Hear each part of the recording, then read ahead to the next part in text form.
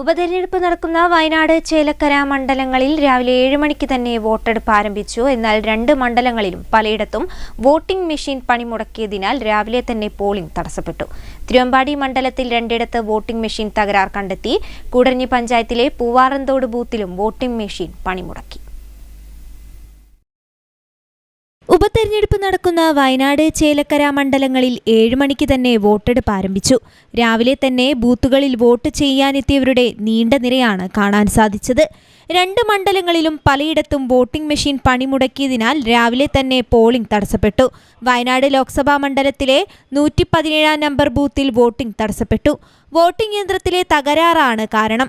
അഗസ്ത്യമൊഴിയിലെ 117 number ബൂത്തിൽ 2 പേർ vote രേഖപ്പെടുത്തി കഴിഞ്ഞപ്പോഴാണ് EVM തകരാർ ആയത്. തുടർന്ന് പെട്ടെന്ന് തന്നെ പ്രശ്നം പരിഹരിക്കുകയായിരുന്നു. തിരുവമ്പാടി മണ്ഡലത്തിൽ 2ഇടത്ത് വോട്ടിംഗ് മെഷീൻ തകരാർ കണ്ടെത്തി. കൂടരഞ്ഞി പഞ്ചായത്തിലെ പൂവാറന്തോട് ബൂത്തിൽ വോട്ടിംഗ് വൈകി.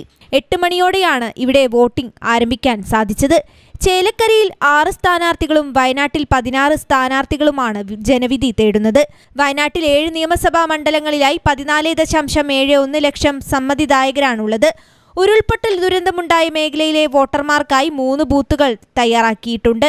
പുനരധിവാസ കേന്ദ്രങ്ങളിൽ കഴിയുന്നവർക്ക് വോട്ടെടുപ്പ് കേന്ദ്രങ്ങളിലെത്താൻ സൗജന്യ വാഹന സർവീസും ഏർപ്പെടുത്തി. ചേലക്കരയിലാകെ 2,13,103 വോട്ടർമാരാണുള്ളത്. 180 പോളിംഗ് ബൂത്തുകളിൽ 3 ഓക്സിലറി ബൂത്തുകളും തയ്യാറാക്കി. മണ്ഡലത്തിൽ 14 പ്രശ്നബാധിത ബൂത്തുകളാണുള്ളത്. വയനാട്ടിലാകെ 14,71,742 വോട്ടർമാരാണുള്ളത്. 30 ഓക്സിലറി ബൂത്തുകൾ ഉൾപ്പെടെ ആകെ 1354 പോളിംഗ് സ്റ്റേഷനുകൾ സജ്ജമാക്കി. സുരക്ഷ ഉറപ്പാക്കുന്നതിനായി വെബ് കാസ്റ്റിംഗ് സംവിധാനം, വീഡിയോഗ്രാഫർ, പോലീസ് എന്നിവ വിന്യസിപ്പിച്ചിട്ടുണ്ട്.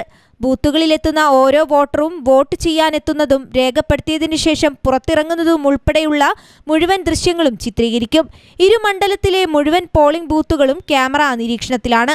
വോട്ടെടുപ്പ് പ്രക്രിയ തുടങ്ങുന്നതു മുതൽ പൂർത്തിയാകുന്നതുവരെ വോട്ട് ചെയ്യലൊഴികെയുള്ള മുഴുവൻ നടപടികളും പ്രത്യേക കൺട്രോൾ റൂമിൽ തത്സമയം നിരീക്ഷിക്കാൻ സാധിക്കും. കള്ളവോട്ട് ഉൾപ്പെടെയുള്ള അനിഷ്ട സംഭവങ്ങൾ ഒഴിവാക്കാനും സുതാര്യവും നീതിപൂർവവുമായ തെരഞ്ഞെടുപ്പ് ഉറപ്പാക്കുന്നതിനും വേണ്ടിയാണിത്. കള്ളവോട്ടും ആൾമാറാട്ടവും തടയാൻ പ്രത്യേക ആപ്പുകൾ ഉപയോഗിച്ചുള്ള നിരീക്ഷണവും സജ്ജമാക്കിയിട്ടുണ്ട്. News desk, Kozhikode vision.